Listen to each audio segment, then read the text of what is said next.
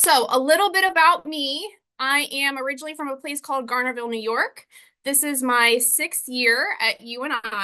I am a former high school TESOL teacher in the New York City public school system.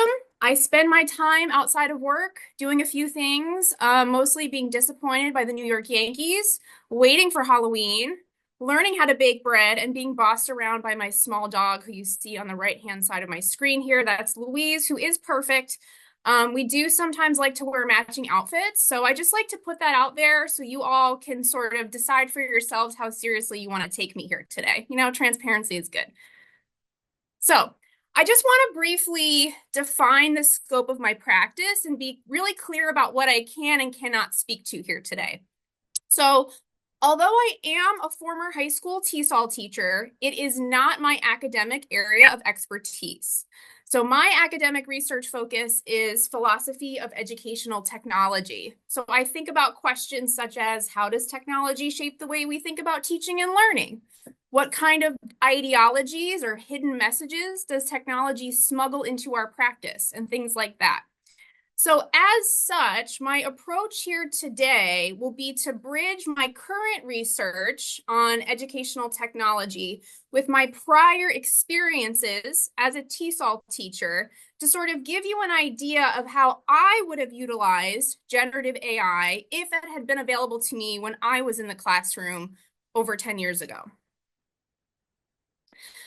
So my goals for our session here today, we're just going to briefly define some terms. Humanistic education, what is it? How can we think about it? Why does it matter? I want to give a brief overview for just kind of laying the groundwork for what large language models are, what they can and cannot do. I will then sort of foreground some important things that we need to be aware of before we start utilizing large language models in our teaching, specifically bias. And then I'm going to explore some concrete opportunities for how we can use AI to extend our capacity in ways that I think are fruitful. So I'm going to start with a quick story about the first time I feel like I remember experiencing a real tension between theory and practice. So as I said a long time ago in a galaxy far, far away, I was a brand new, freshly certified TESOL teacher, eager to put everything I had just learned in my classes into practice. Namely, I was super excited to get my students actively engaging with one another, to grow their language skills, to get them talking. And I found myself running immediately into a dilemma because I was required to put my students on a new computer reading support program that my principal had purchased at the time for 90 minutes each week, which amounted to about 42% of my instructional time each week with my students. And so this planted a seed in my mind back then that I still think about daily today, which is why, when, or how do quote unquote best practices take a backseat to technology? And I do think we can and should trouble that term, that phrase, best practices. That's a sort of secondary point here. And how can we ensure that we do not place technology at the center of our practice? Something that I notice quite consistently in my work is that we kind of come across a new fancy tool that really gets us excited, which is great.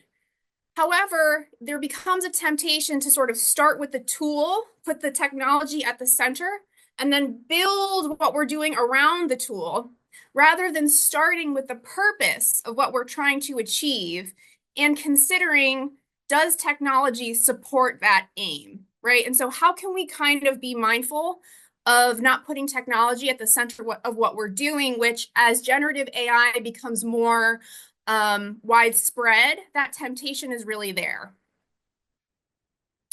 So this raises an important point that I want to underscore. Technology is never all good or all bad. It is always somewhere in between, which makes it kind of tricky. So this requires us, in my view, to be incredibly thoughtful, intentional, and purposeful about the way we utilize technology in our teaching. That's why I called this session sort of threading the needle. We have to thread that needle and try to leverage the positive while mitigating potential risks. A sort of 3-question framework that I like to use for kind of like a pulse check, does this tool kind of support my practice, is what problem does this tool solve? What problem does this technology solve? What problem does it create that I didn't have before? Almost always there are a few things that come up that are now new problems that we didn't have before. And you might stop here and decide that trade-off isn't worth it. And then you kind of have your sort of decision on whether or not to use this moving forward. If you get to question 3, we should be asking ourselves, who benefits most? Who benefits most? Is it our students? Is it us? Or is it a technology company trying to sell us something fancy? Okay. So let's start here with just some overview remarks on how I kind of think about this idea of humanistic education. So humanistic education or teaching refers to schooling practices that emphasize experiential, social, deeply contextualized, and meaning-driven experiences. Experiential, social, that's a key one, contextualized and meaning-driven.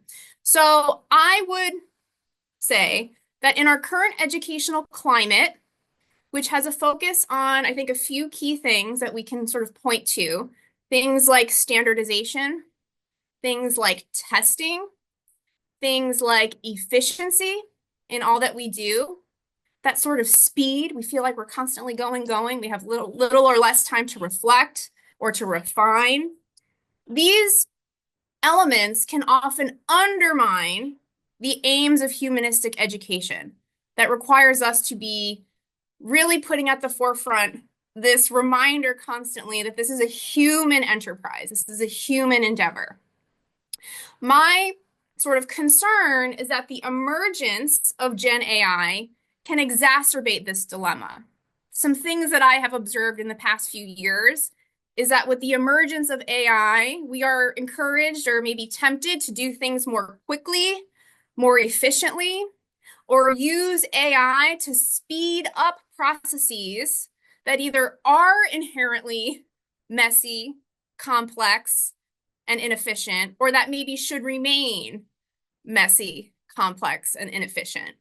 And that sort of requires us to have some normative conversations about what things are worth rendering more efficient and which things are better left kind of not that way. I want to suggest that we can find ways to leverage AI for humanistic aims. However, I will caution that I think this requires us to be incredibly intentional. So I want to start here with a little pulse check. And for those of you who have your cameras turned off, if you are able to turn it on for this, just so I can get a sense of who's in the room, what your comfort level is.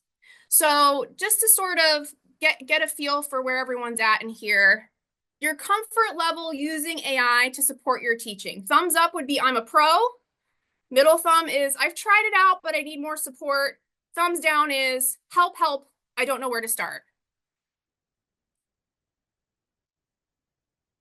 I see, a lot of middles. Okay, that's helpful, great. That helps me out. Good.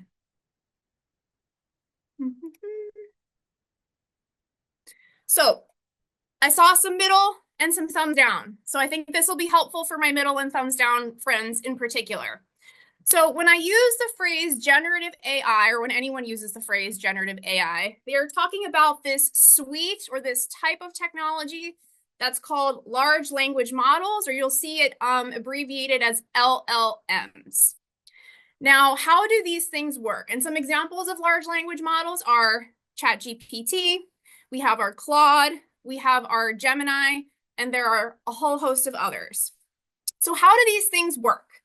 They are trained on both reinforcement learning from human feedback, which means every time you use one of these training or one of these programs, it is learning from you. So you are training it every time you use it.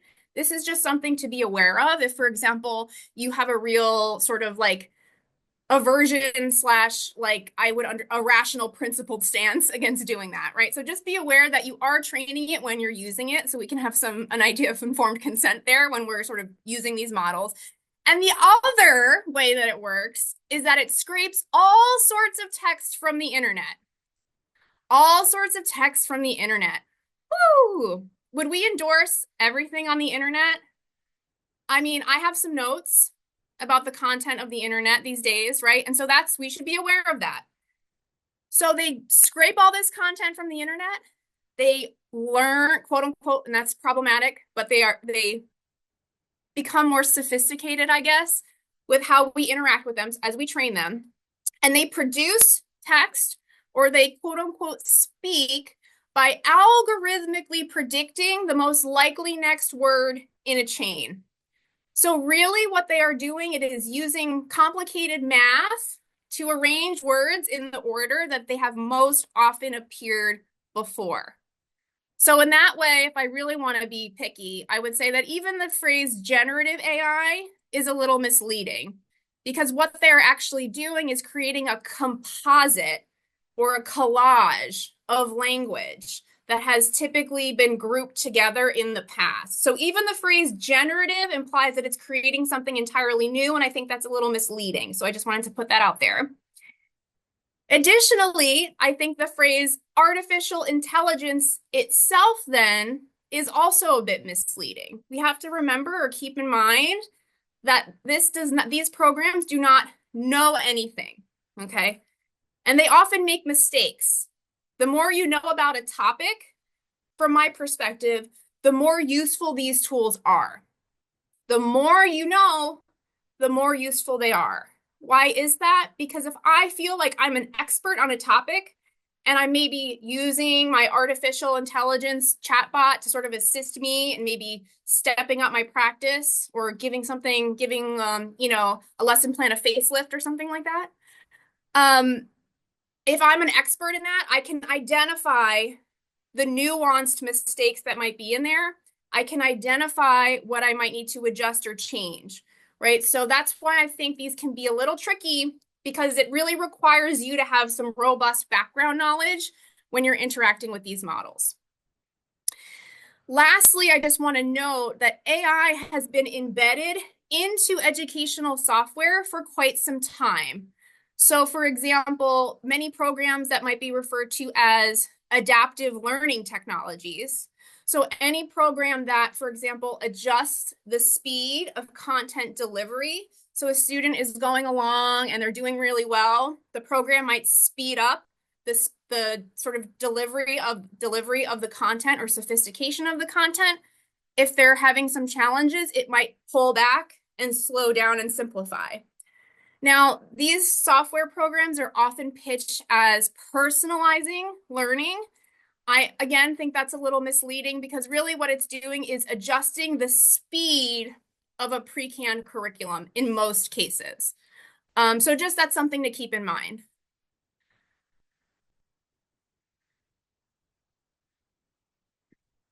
Saw a message. Okay.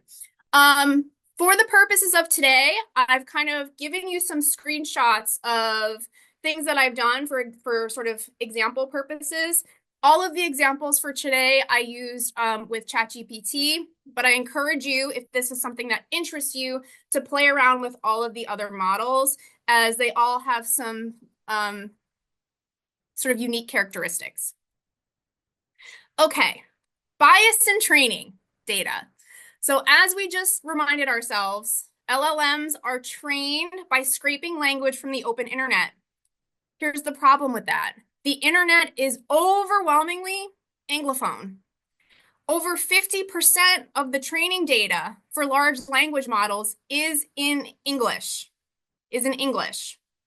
So that creates a few challenges. This means that any query in English will yield more accurate results and will be more thorough.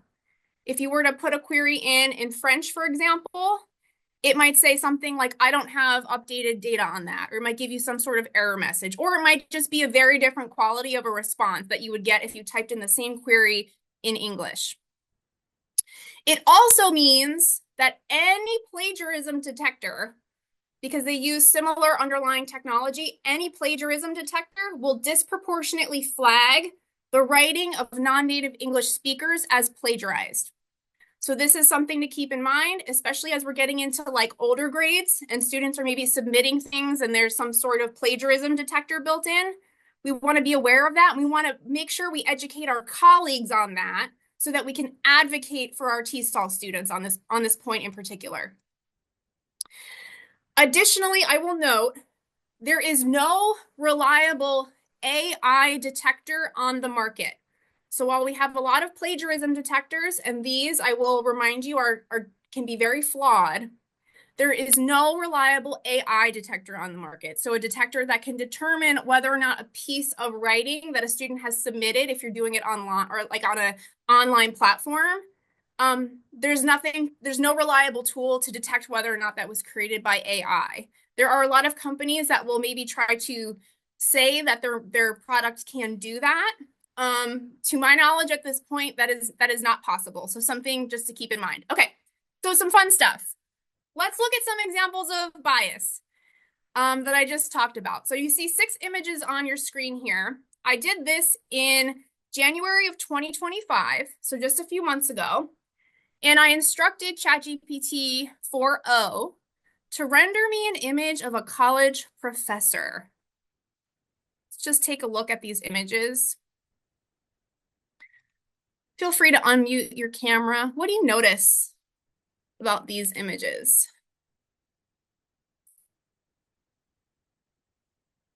Or unmute your microphone, rather. You can just shout right out. What do you notice? All male, white male. Yep, all white men. What, Almost. young Transition. a lot of science or technology degree almost, or like more Yep. centered around science and technology. Yep. Any other observations? I noticed transition. I mean, from being like, taking time to read, to study, to check books, to transitioning into technology. Yes, that's a great one. Yes. Good. So these were, I asked ChatGPT for this example to render me over 24 images across 3 separate occasions. I did this mini experiment, and 100% of the images that it generated for me in January of 2025 were white men. 100%. Great. So let's try the next one. Similarly, I said, render me an image of a teacher. Oh boy, what do we notice? White men as well. Yeah, we see a similar pattern emerging. It almost seems like actually the same man, maybe with or without glasses. Cool. Yeah, so a similar problem. Now, I redid this experiment just a few days ago to kind of see what was going on, if anything had changed in the meantime with some of what I was seeing. And I saw some interesting things. So I said, render me an image of a TESOL teacher. This one was interesting. Now, one thing is that these are much more realistic images, right? If you didn't know this was AI generated, you might not know that this was AI generated. I'm seeing messages, but I can't see. Oops. I don't know how it did that. Okay. So, yeah, this was the first time that I got an image of a woman when I did this a few days ago. They all have like the same outfit on, which I think is pretty funny. It all just has the letters TESOL in the back, which I also think is pretty comical. But again, right, I didn't get too much of a diversity of representation here, but I did get a little bit more than I got a few months ago, which is interesting. Lastly, I tried render me an image of a TESOL student. This was interesting. This was my most diverse output in terms of like representation that I got. Interesting, right? So my point here is that there are biases built into these programs. that they are not sort of, we have to be aware of that when we use them. And these are some, I think, helpful illustrations of those biases. Interestingly, I've seen some differences in what it put out for me just in the span of 4 months. What is interesting is that I'm not sure that anyone working at OpenAI could tell me for sure why that is, right? Is it that more people are using the tool, and so it's been trained interacting with different types of people? Is it that the data set itself, the training set, is becoming more diverse? The problem with these technologies is they're not fully transparent, even to those that write the code or that create these programs. And so that's just something to keep in mind. Why does it matter? It's vitally important that we understand the limitations of this technology in order to utilize it responsibly. And we have to resist that temptation to grant it epistemic credit or assuming that it knows things. Okay, so I'm going to walk through what I hope are some helpful tips for you in terms of beginning to play around with using generative AI to support your teaching. So I have a few screenshots of resources on my PowerPoint, and I have a link at the end that you can go to their website. This is from AI for Education, and they have a lot of downloadable free resources that you can utilize. So we'll start here with the prompt framework. AI for Education suggests this 5S model for how we should prompt AI to get it to do something that we're after. So number one is we want to set the scene for the AI. For example, you want to provide the AI chatbot with a lot of context on what role or expertise or environment you want to imagine that it's in, right? So here it says, imagine you are an expert STEM instructional designer and teacher, right? You kind of have to give the chatbot a role, and that'll help it improve the output. Secondly, you want to be specific in the instructions you give it. So clearly define the task and provide details on what you would like included, right? So use the 5E model to create a 60-minute hands-on lesson, or align this lesson to these particular Iowa English language learner standards. Third, you want to use a conversational approach, avoid unnecessary jargon, just kind of straightforward. You want to be specific on how you want it to structure the output it gives you. So for example, in some of these more sophisticated versions of these large language models, they can create images for you, like I just saw. They can create a rubric, and that sort of thing. So do you want text? Do you want a rubric? Do you want a checklist, right? Tell it how you want it to structure it. And then also provide feedback on what it gives you. It is very rare that you're going to want to just take exactly what it gives you and use that verbatim. So I want to be clear that the things that I'm going to talk about over the next few minutes are geared for teachers, the teacher-facing side. Always, always, always check with your school district before you utilize any student-facing tool, as most districts have protocol for vetting tools that students are using. So just keep that in mind. This is another sort of example of how you can improve the quality of the prompts that you're putting into the chatbot. So an okay version of a prompt would be, write me a lesson plan about multiplying fractions for 5th graders. That's okay, but we can step it up a little bit. You might want to say, as an expert mathematician and a teacher skilled in designing engaging learning experiences for upper elementary students, design a lesson plan for multiplying fractions for 5th grade students, right? And even this more sophisticated version gives even more detail. It includes things like universal design for learning. It should be accessible, frequent opportunities for collaboration, right? So the more descriptive you can be, the better. So I'm going to give you 2 examples of ways that I think we can use AI to support humanistic educational aims in the TESOL classroom. So the first example will be using it to generate new content to extend your lesson and or provide additional support or differentiating existing content to fit the needs of your students. Okay. So I do have a little note. So this sample lesson, this inspiration lesson was provided to me by Nia McGovern, one of our students here at UNI, with her permission. I did not put it into the chat bot. So this lesson was designed for middle school newcomer ESL classroom in the United States. You can see that the topic for her lesson was an introduction to the 5 categories of nouns: person, place, thing, or idea. I don't even want to admit how long it's been since I thought about noun categories. So that was fun and humbling.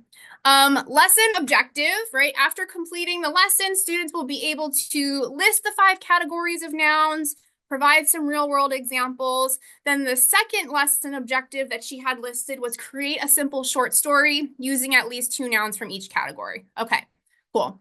So she started out with this little practice sort of activity first. Is the bold word a noun? Circle yes or no. Now, based on my interpretation of her lesson, if students were able to successfully identify in that activity whether or not those words were nouns, they were able to then move on to kind of crafting their own story using those nouns or using nouns. So the student will generate some noun examples and then use that to write their story. Cool.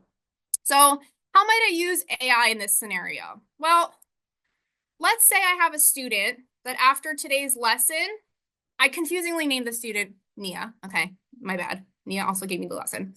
Let's say I have a student, Nia, who still needs more support with identifying these noun categories. They weren't quite ready to kind of move on to the writing their own story portion for whatever reason. And let's say I wanted to give Nia a little more support with those previous examples here. So on the top right-hand side, you can see the prompt that I gave to the AI. I said, imagine you are an ELL teacher working with a 6th grader who is a newcomer beginner level. You are teaching students a lesson about understanding and identifying nouns as a part of speech. In a recent activity, students had to identify whether or not the following words were nouns, and I gave it the nouns in that practice activity. Your student is a 6th grader named Nia. She is from Ecuador, and she loves Barbie. Barbie was really having a moment, last year or the year before, so why not? Can you please write a short story with the list of words I provided where Nia is the protagonist and Barbie features in the story? It should be understandable for her English proficiency level. So as you can see, when I did this prompt, I kind of followed these 5 S's, or, most of the S's, right? Set the scene, give the AI a role to play, use simple language, be very specific, structure the output. Okay. And so here it goes. It spit me out this. Let's see, let's move my right here. It provided me this short story. Nia and Barbie go to school. Nia is a girl from Ecuador. Nia loves Barbie. One day Nia goes to school. She puts Barbie in her backpack. Right, this allows me to create a supplemental activity with the words I just used that's more contextualized and that speaks to that individual student, right? Maybe it could be that the words in isolation weren't really landing for this student, and putting those words in a particular story that features her and some things that she likes or interested in might really help her kind of make those connections. Let me take it up a notch, right? Maybe I don't just want her to read a story, but I want to make it a little bit more interactive. So I asked the chatbot, can you create an instruction sheet for this beginner student that asks them to identify the different noun categories by marking them differently? And so the chatbot very politely did what I asked it to do. And it said, I'll create this noun hunt activity. And it provided some instructions for how Nia might sort of mark up the different types of nouns in this short story that was created just for her, right? So we can kind of step it up a notch here. Then interestingly, the chatbot asked me, and this kind of shows how you can kind of partner with your chatbot depending on your comfort level. It said, let me know if you'd like, and it gave me some examples of things it could provide me. And the one thing that caught my attention was the bilingual scaffolded version. So I said, yeah, let's try that. So what it did was it gave me out a beginner version that was scaffolded with a bilingual version right underneath it, English and Spanish. Now, I will just say, for me personally, this would have been an absolute game changer when I was teaching in my TESOL classroom, especially since I had a lot of students who were at all different proficiency levels in the same room at one time, which created particular challenges for me, especially as a beginner teacher. So I just think this can be really helpful. Now, let's say I wanted to do the same story. Nia still needs the same support, but she's actually at an intermediate level, right? I can sort of say, make an intermediate version of this, and it's a bit more complex. Cool. All right, so I'm moving on to the second example. This is one of Talia's lessons that she provided to me with comparative adjectives. Okay. So the purpose of this lesson was to teach students about comparative adjectives and have them be able to construct comparisons using comparative adjectives. So up here on the top right-hand side, I said, please generate a paragraph for intermediate ESL students learning about comparative adjectives that has deliberate mistakes, right? Let's say I have a student who just needs a little more support after that lesson. I wanted it to create a paragraph that has deliberate mistakes so the students could practice identifying them. Now, interestingly, the first example it gave me also had not just comparative adjective mistakes, but verb tense errors as well, right? So I had to double check it and give it some feedback, right? And I told it, this version has tense mistakes. Can you redo it so it only has those comparative adjective mistakes? And my chatbot, who is sometimes, treats me the best out of anyone in my day, says, absolutely, right? Here's a revised version. And it spit me back a paragraph, right, that gave me just the comparative adjectives mistakes, right? So again, this allows me on the fly, or obviously I can anticipate this ahead of time, to extend and supplement what I'm already planning to do. Extend and supplement. Obviously, we want to double check it. We want to give it feedback, but this is something that we can do in real time that I think can be super useful for providing extra support and enhancing what we're already doing. Let's say I wanted to customize it for the individual students. Imagine this fifth grader is named Morgan and she has a dog, Louise. Okay. Did the same thing, right? Gave me my comparative adjective mistake paragraph, and it fit it to a student named Morgan who has a dog, Louise, that had some comparative adjective errors in it. Cool. So we can customize it for our student. The second example that I wanted to provide was a current events activity. This is something that I really, really struggled with when I was teaching K-12, was being able to do things spontaneously.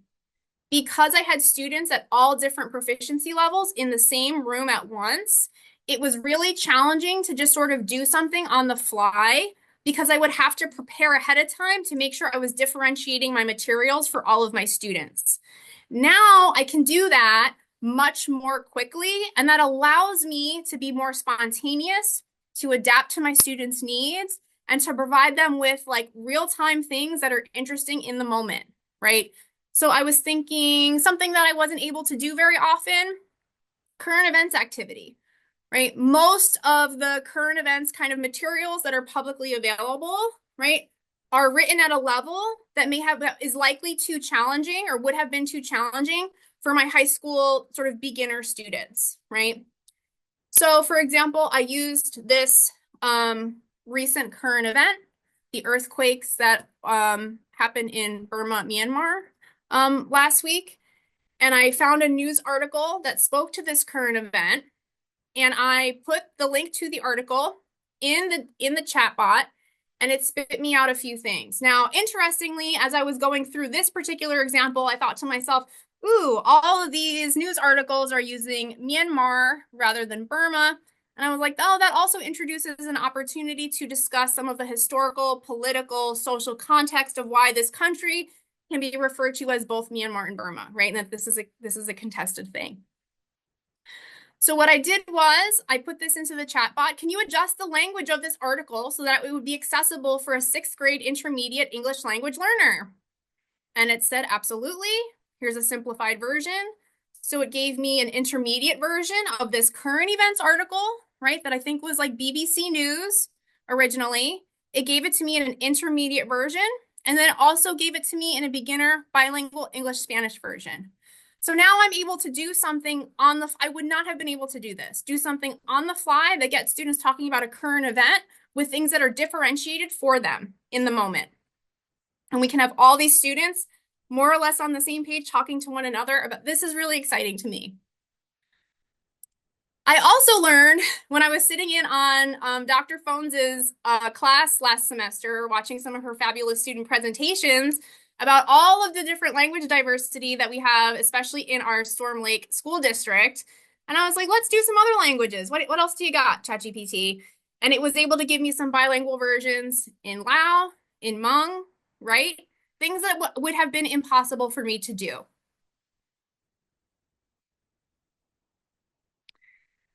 Remember, I was interested in all of the news articles using Myanmar rather than Burma. And I was like, ooh, let's kind of, what if I could create a lesson with getting students talking about this particular sort of historical, sort of social thing.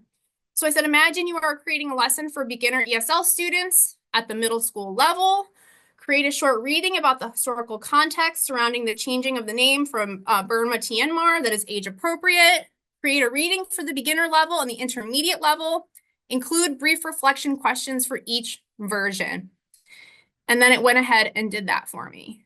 So I have my beginner ESL version with some discussion, with some reflection questions, and then an intermediate version with some reflection questions. I was interested to note that it looked like the beginner version was a little more sanitized than the version it gave me for the intermediate level. So that's something to note, right? And those are things that we can sort of maybe adjust in the moment if we feel like, this could be a little bit more complex. My students can handle a little more nuance here. So here's my sort of takeaway with these sort of examples is that I think these applications kind of fit the bill for a humanistic approach, in my view, because they allow us to be more responsive to student needs in real time. And they help us kind of accomplish things that can tailor our work more specifically to our students, give them supplemental materials in real time. So I encourage you to be mindful, however, to not allow technology to replace that human-to-human interaction. We need that student-to-student talk, or replace your own judgment. This is why I have hesitancy with, for example, using AI to do things like give students feedback on their work, or using AI to grade student work. Grading in particular, because there's more of a consequential thing going on there, right? When we issue a student a grade, right? And so this goes back to that point about threading the needle. How can we sort of use it in ways that extend our capacity without sort of undermining our own judgment, our own expertise, because we are the experts, right? And sort of making sure that it doesn't become the center of what we're doing. Additionally, I just wanted to provide a few other resources on here for you today. You can find these at AI for Education. I have a link at the end of my presentation, but they also have some resources here for parents and for students. So I really like this guide for students, like why do you want to use an AI chatbot? And it kind of gives them a little map. You know, I want it to fully complete an assignment for me. And it's like, no, don't do that, right? Go back, right? And maybe try something else. So I think that's, it's helpful. And then there's also some AI education for parents resources as well. I was a little wary about doing things in real time here because my Internet has not been fantastic in my office, and then that creates some other challenges with doing things in real time. But here's the chatbot that I was using for these examples, right? And this was the sort of reflection pieces that it gave me. Now, when you start a new project, at least on version 4.0, now this creates some equity issues because 4.0 is a paid version that's $20 a month, right? So this gives you more features, right? But now there's a barrier here. So in this version, I'm able to assign the chatbot a role, right? So you see right here, I created this chatbot and I gave it a role. Assume the role of an expert ELL teacher who has a strong background in Iowa standards. For TESOL students, you're also an expert on differentiated instruction and work with beginner to advanced students in middle school. Okay. So that was the role it took on for me.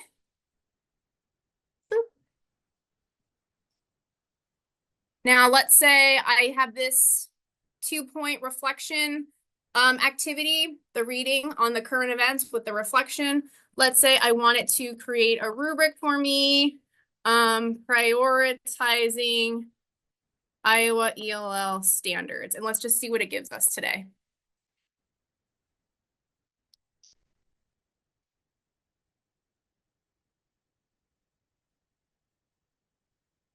Now, I don't know if these are accurate off the top of my head, the standards, right? So I would need an expert in the room to help me with that. And then it creates a rubric for me here. And of course, usually not going to be perfect, but it's something that it can do in real time for us.